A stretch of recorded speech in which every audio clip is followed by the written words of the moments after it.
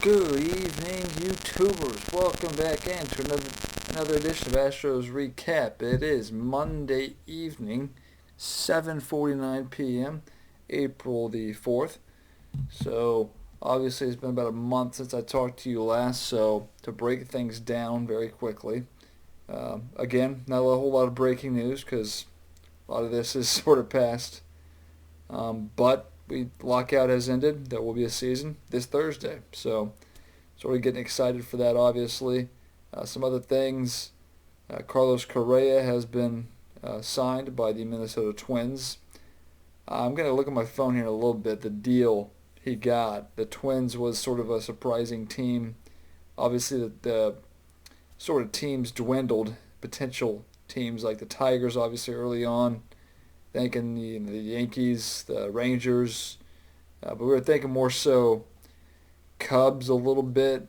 I still thought the Yankees ultimately, but I also thought the Astros had a legitimate chance as time and time went on and on. Because after the lockout ended, which was about a week after I spoke to you last, and we'll get to that in a little bit, but that's when sort of the free agency frenzy sort of started back up. But Correa still took his time, and he was one of the last guys to sign. It felt like, you know, A's have sort of broke things down. Obviously, they traded Matt Olson to the Braves. The Braves moved on from Freddie Freeman. I believe he went to the Yankees. But trading Matt Olson, trading Matt Chapman. Chapman goes to the Blue Jays, I believe. And Chris Bassett to the Mets. And Sean Manaea, the latest. Can't remember the team he went to, but he's gone as well. So the A's are really breaking things down. Kind of surprising to me. I was listening to a show earlier today, and they talked about the A's just don't have enough money to pay everybody, which has always been their issue if you go back to the Moneyball days. So, but yeah, the A's, yeah, they've really breaking things down. They might have also had the mindset of we're just not good enough the way we're constructed now. I mean, they've always been in the playoff chase. Last few times they've been in the playoffs, they won 97 games in back-to-back years, I believe, in 2000, like 17, 18, something like that. And they lost in the first, wild card, one game, winner take all type of thing. So, yeah, they have not had a good stretch in terms of getting into the playoffs and doing anything relevant in the playoffs, getting deep or advancing. So, anyway, the A's, as you look at the A's right now, they don't look like a threat in the AL West. I'm going to get to my predictions as well during this podcast. But the season, so yeah, like after a week, I spoke to you. It's about a month ago. Talked about the deadline, not playing a full 162. We are going to play a full 162 games. So they're just going to sort of add what we missed off to the end of the season, basically. So there's a series with the Phillies. I heard somewhere from a coworker the Yankees were an early series. We're basically just missing the week. And I was looking at this yesterday. I'm going to pull up my phone now since I got it in front of me here. See if I can pull up the schedule.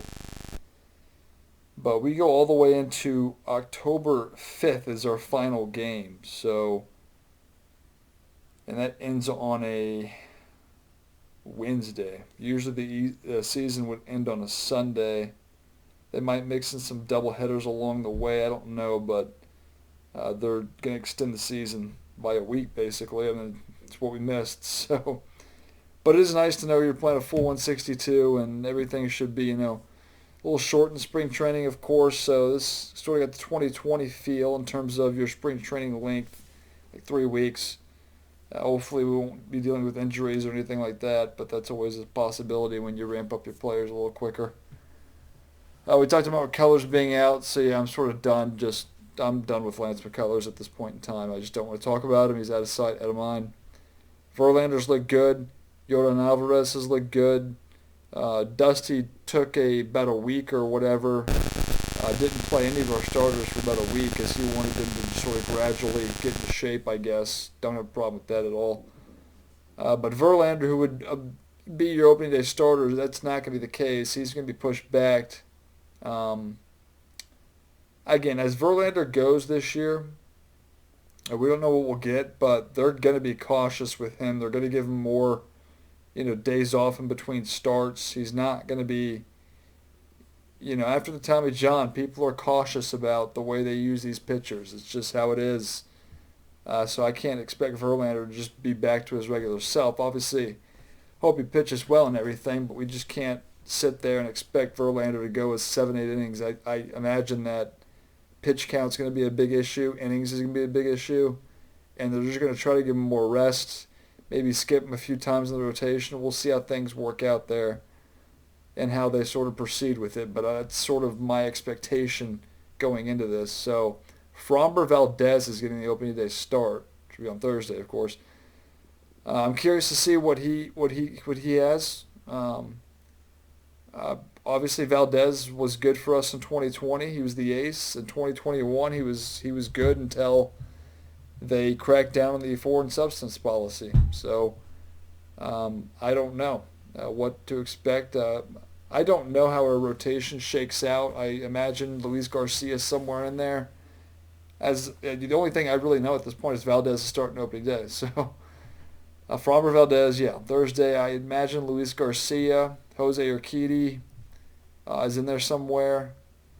Verlander, obviously, and then, you sort of got some question marks. I would assume Jake Odorizzi's somewhere in that rotation just because Lance McCullers is out. I'm forgetting somebody else. I'm sure I'm always forgetting somebody in that rotation. But maybe it'll come to me in a little bit. But, yeah, I mean, you got Framber, you got Garcia, you got Urquidy, you got Verlander, and you got Odorizzi. We'll see what they do with Christian Javier. Obviously, he was used more in the bullpen last year, which they could do again. But we'll just wait and see. But the only thing I know at this point is that, see if they got things posted. Maybe I can check things out if I jump a little bit ahead here. So they got Valdez on Thursday, of course. Odorizzi, have him scheduled for Friday's game. Verlander on Saturday's game. And Urquidy on Sunday's game. So they have your first 4 starters already sort of scheduled. Who gets the 5th? Is that Garcia would be my guess. But the guys I just named, yeah, Valdez. They'll go Valdez, Odorizzi. They'll go Verlander 3, Urquidy 4. I'd imagine Garcia would be 5th. I also think they've shortened I think there's less off days this year. I mean, I can double check that, but as I look at the schedule here, well, I don't know. We'll see. It looks about the same, actually, if you ask me. But yeah, we'll just wait and see. But yeah, I mean, the Astros, don't have their home opener until the 18th of April. Their first 9 games are on the road, so 4 games set to start the season. With the, let's see here. I gotta look at this. I scrolled all the way back to 2021 here. First 4 in LA. Off days on Monday and Thursday the following week with a 2-game set with the Diamondbacks in between. And then they stay out there on the West Coast and play Seattle for 3 before coming home on the 18th to play the Angels again. So, yes, a lot of West Coast games. So, it doesn't really bother me a whole lot. I know some people that like to go to bed early, get up early. That bothers them, but I'm going to watch the Astros. Even if they played at midnight, I'd stay up and watch them. So, but yeah, so a lot of things here. Getting into predictions a little bit. Trying to think if there's any other news.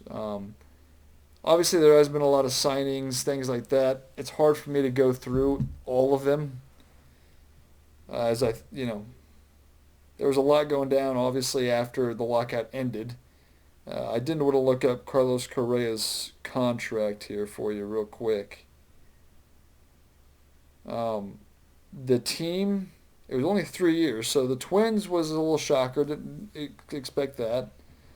And only 3 years. So the Astros could have matched that offer, which is $105 million. Basically, if I round things, it's $105,300,000. I think the opt-outs were the big part of the contract. So Carlos Correa can opt out after 1 year or 2 years. And I think that's very appealing to him because I think he's still looking for a long 10-year type deal. But with the lockout and everything that sort of went down, I think that, things, he had to sort of not necessarily cave, but look at alternative options that wasn't a 10-year long-term deal. But 3 years, 105 million. The Astros could have matched that, but I don't think the Astros were interested in giving him opt-outs, which is probably what we'll be looking to do after the first or second year. So we'll see. But again, I'm not completely shocked. I mean, you can be disappointed. I'll say I'm a little disappointed, but again, I mean, we've had people leave before. It's not like and Correa wasn't supposed to stay. He wasn't. So when he was gone, obviously everybody's up in arms, and how could you let him get away with that amount and that team in only 3 years? The Astros could have done this, that. Just, it's over. He's gone. I mean, we knew that was going to happen. So,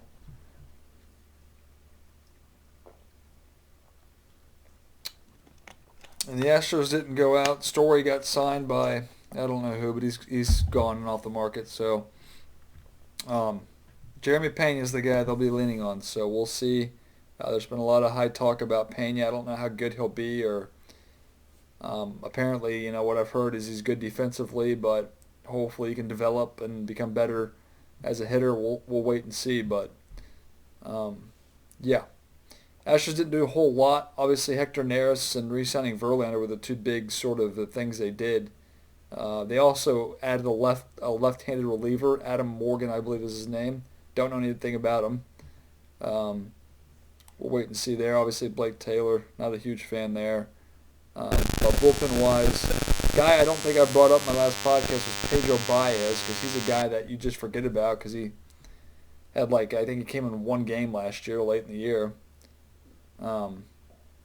Josh James, another guy I didn't bring up. I think he's still around, but, it's hard to trust Josh James. He was out all of last year, but obviously we talked Maton, Neris, Pressey as your closer. Rafael Montero, a guy I don't think I talked about either, so we'll see what we get there. There's a lot of relievers there that, obviously I don't want to see people like Ryan Stanek, guy that I forget about for some reason, but Ryan Stanek is still a part of the team. Baez, Maton. I think those three guys sort of will battle it out for the setup spot in that eighth inning. Hopefully two of those three can actually pitch well, and you sort of have a 7, 8, 9, any combination between, sort of Maton, Baez, Neris, and Presley there.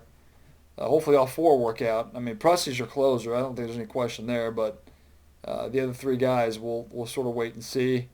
I think Abreu's going to make the opening day roster, which, I like to go into seasons and start with a clean slate. So as much as I did not like Brian Abreu last year, I'll sort of be easy on guys to start the year. Just want to see what we got. A lot of first impressions when the season starts for a lot of people. So, but pretty much your roster is set in stone.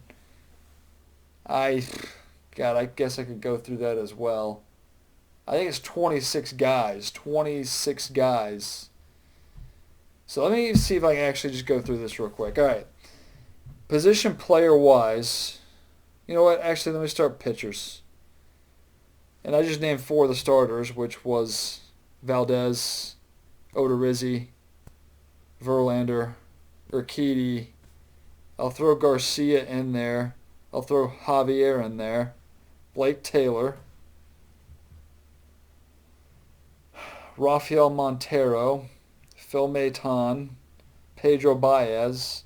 Hector Neris. Ryan Presley. That's 12. I need at least one more pitcher. I feel like at least one more.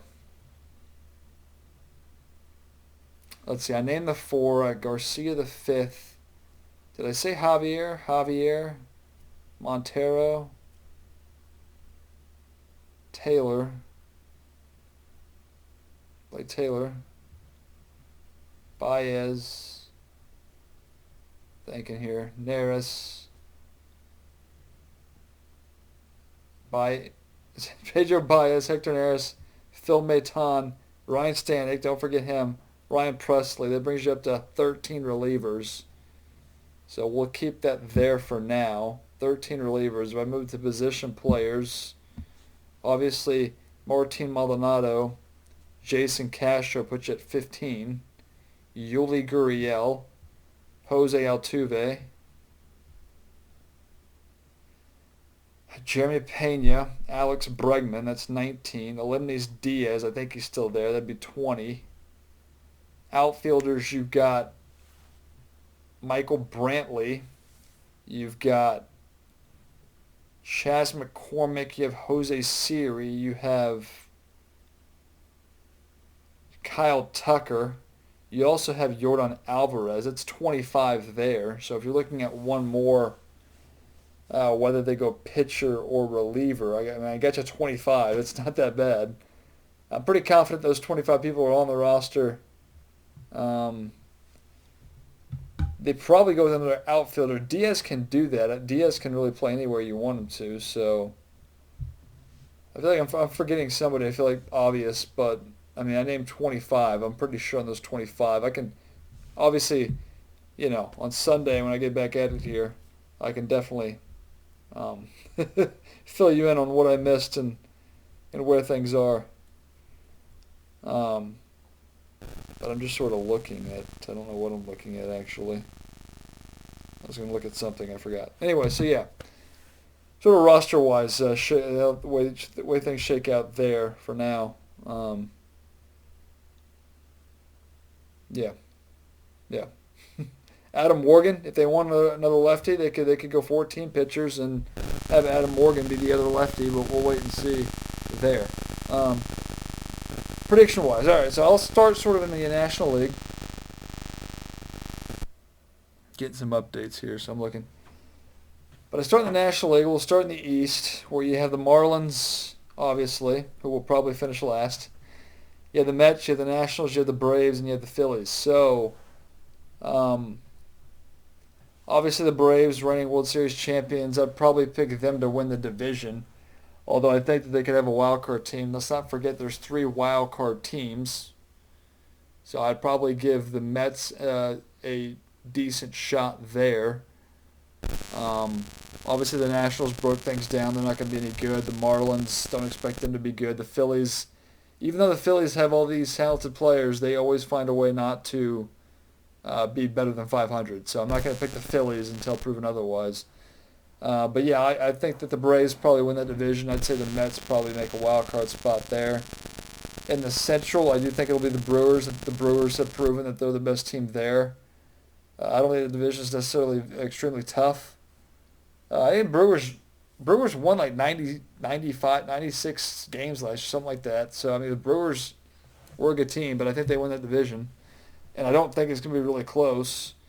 I mean, the Reds will probably be decent. The Cardinals always sort of find themselves in the mix somehow, some way. But the Cubs won't be any good. The Pirates won't be any good. So those are probably the 2 teams that finish fourth and fifth in that division. West, obviously, the Dodgers are probably going to win that division. The Padres are really the only competition. Well, no, I forget the Giants. So I think the Giants take a step back. I just think that they overachieved so highly last year that they probably take a step back. I don't expect them to win 100 games. I could see them being in the mix, but I do think they take a very substantial step back. I think they win somewhere in the 85 game range this year would be my guess. So I'd have to pick the Dodgers, even though I hate to do that. But, I mean, the Dodgers are clearly, the better team, the best team in that division. So the Dodgers will win that, and you'd probably get a wild card team. I'm optimistic about the Padres. I think they can be good.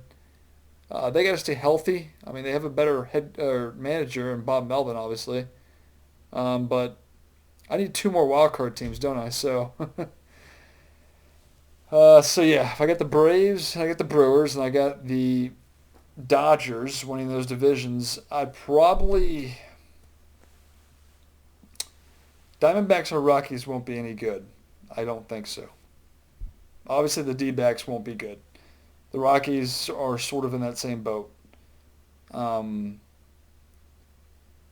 to think. I'm not going to... I can't pick the Phillies for a while. I just can't do it. But I'll pick the Giants. I feel like I need to give them some respect. So I'll pick the Giants in a wild card spot. And then Where do I want to go here for the third wild card spot? Look at the Central. I think the Reds and the Cardinals are potential people that could do that. If I look in the East, the Mets, the Marlins, the Nationals, the Braves. I can't do the Phillies. I kind of want to go Padres. So let's do that. So we'll do that. I'm not going to give you the order of wildcard teams. I'm just going to give you the three I think make it, which would be the Mets, the Giants, and the Padres as the wildcard teams. And then your division winners, I go Braves, I go Brewers, I go Dodgers. So that'll be my National League prediction. I'm not going to go deep into playoffs, so I'm just going to stick it there basically. So let's shift to the AL. We'll start in the East, obviously, where there's four teams that could potentially win that division. Orioles are the only team you'll rule out. Red Sox, Yankees, Blue Jays, and Rays. Yeah. Rays won that division at 100 games last year. I want to pick the Rays as a wild card team, though. It's a tough one because I really could pick all four teams. I mean, I really could. Yeah, I think the Blue Jays will be better next year. I think I mean, you have to respect the Red Sox. I mean, they made it to the League Championship Series last year.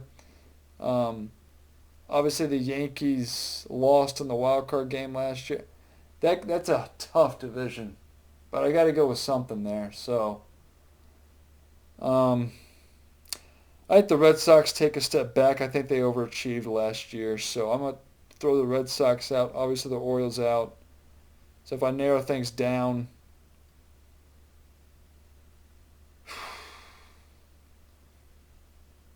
I'm gonna go Blue Jays. I think the Blue Jays win that division.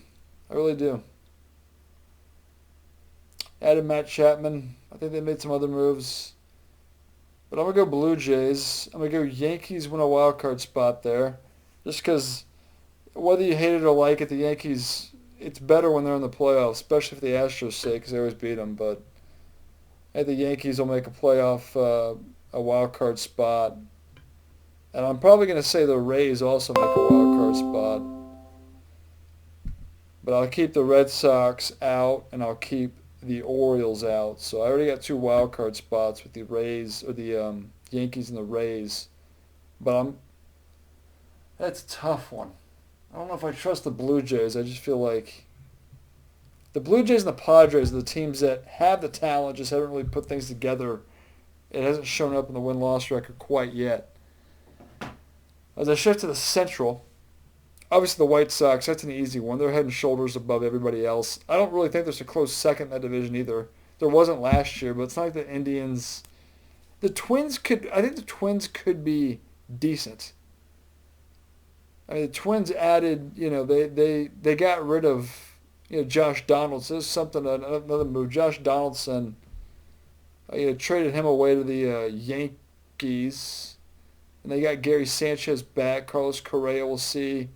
They did trade people at the deadline, like Jose Barrios last year. Barrios still with the Blue Jays, I want to say. But that team was not supposed to be bad last year. It just didn't work out for them. And then they were bad, so they decided to trade at the deadline. So, but, I don't think, I think the Indians aren't very good. Royals aren't very good. Who am I forgetting in the division? You got the White Sox, you got the Guardians, sorry. You got the White Sox, you got the Guardians, you got the Royals, you got,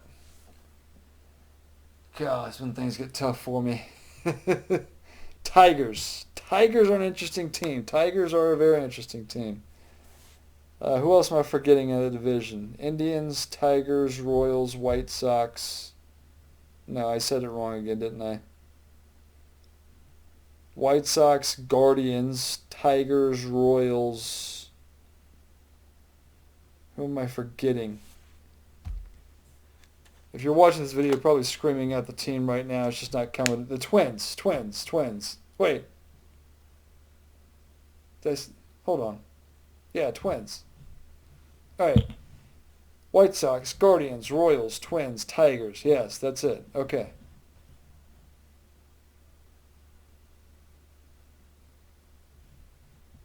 I'm really confused right now. So the Twins.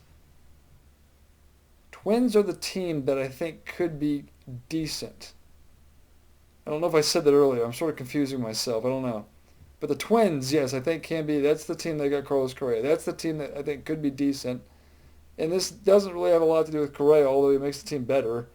I just think that, last year things didn't work out. Nelson Cruz is another guy they gave up on. Traded him to the Royals, or the not the Royals, the Rays last year. Nelson Cruz went somewhere else. I'm not sure where, but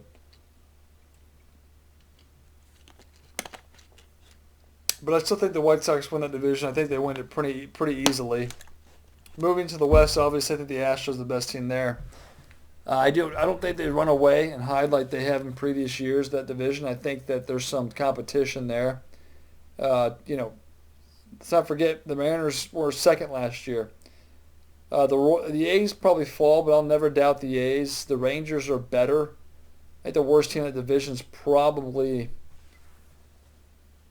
Oh, that's a tough one, actually. The Angels, which people seem to... The media hypes them up every year. I don't think the Angels will be 500 at best, is my guess again. They'll be 500, maybe a few games over, but they won't... I don't think they'll sniff the playoffs, really. I think the Mariners are better than them. I think the Angels are probably... I think the Angels and the Rangers are sort of back and forth, going third and fourth. But I'll still pick the Mariners to go second. They added a few pieces. I think the Mariners will be decent. But I think the Astros win that division pretty easily. I do need one more wild card team, though. Let's go. It's tough to say that, but if I got, obviously Tampa Bay and New York making a wild card spot, I don't really see anybody in the Central taking a huge or just challenging the White Sox. So by default, I don't want to go.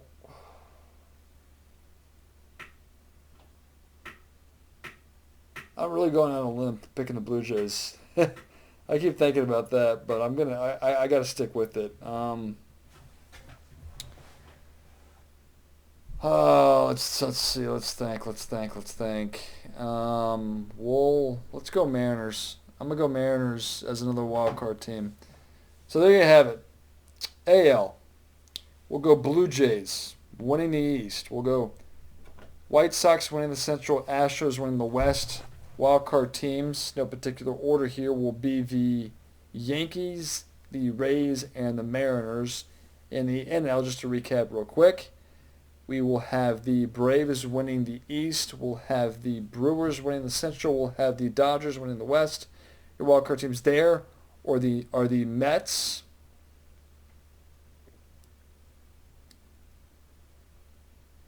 Hold on. I said the Mets. I said the Giants. And I said the Padres. Yeah. Mets, Giants, Padres. So that's my prediction postseason-wise. I'll probably be off by a mile.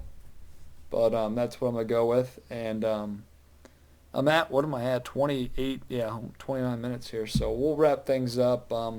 I will talk to you next Sunday most likely because we'll have 4 games in the books at that point. Trying to see here.